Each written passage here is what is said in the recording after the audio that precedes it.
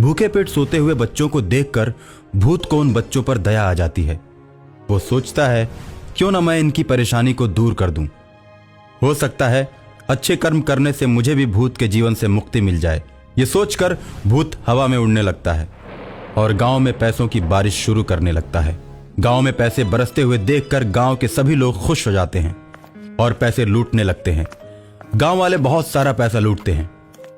गांव वालों के घरों की छत पर भी पैसे ही पैसे होते हैं, आंगन में भी पैसे होते हैं। भूत पूरे गांव को अमीर बना देता है। गांव सुखी हो जाता है।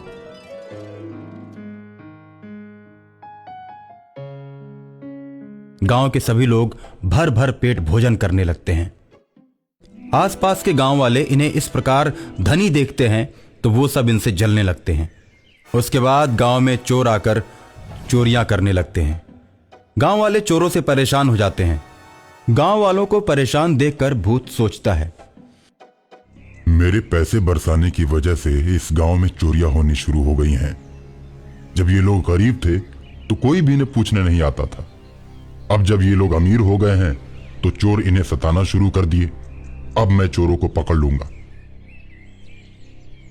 रात में चोर चोरी करने के लिए मुखिया के घर पहुंचते हैं। जैसे ही घर में जाते हैं भूत बाहर से दरवाजा बंद कर देता है और चोर चोर चिल्लाने लगता है। गांव में किसी के चिल्लाने की आवाज सुनकर गांव वाले जग जाते हैं। चोर चोर चिल्लाने की आवाज मुखिया के घर की तरफ से आ रही थी और लोग दौड़कर मुखिया के घर की तरफ जाते हैं। मुखिया का भी पूरा परिवार जग जाता है। सभी के इकट्ठा हो जाने के बाद लोग दरवाजे को खोलते हैं और चारों चोरों को पकड़ लेते हैं। चारों चोरों को पकड़कर लोग खूब मारते हैं और मारने के बाद चोरों को ले जाकर पुलिस के हवाले कर देते हैं। पुलिस भी चोरों को खूब मारती है और जेल में बंद कर देती है। उसके बाद गांव में चोरी की घटनाएं बंद हो जाती हैं।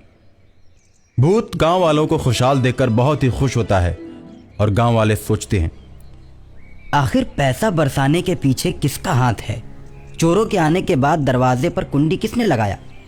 इन सब बातों पर मुखिया के साथ गांव के लोग चौपाल पर विचार करते हैं। दरवाजे पर कुंडी तो मेरे परिवार के किसी सदस्य ने नहीं लगाया। मुझे तो लगता है कि कोई अदृश्य शक्ति हमारे पूरे गांव की मदद कर रही है। हमें उस शक्ति की पूजा करनी चाहिए, चाहे वो जैसी भी हो, जिस रूप में हो। वो हम लोगों का भला सोचती है। हाँ, आखिर उस अदृश्य शक्ति के बारे में हम लोगों को कैसे पता चलेगा? लोग अभी बात कर ही रहे होते हैं कि भूत प्रकट हो जाता है और कहता है, मैं इसी गांव में रहने वाले रामदीन का लड़का हूं।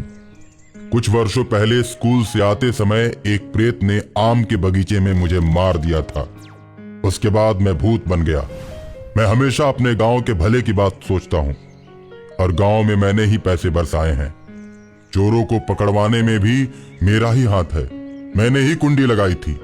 वो अदृश्य आत्मा जिसके बारे में तुम लोग चर्चा कर रहे हो, वो मैं ही हूं। भूत के मुंह से ऐसी बातें सुनकर सभी भूत का पांव पकड़ लेते हैं और उसकी आत्मा की मुक्ति के लिए बहुत बड़े यज्ञ का आयोजन करते हैं।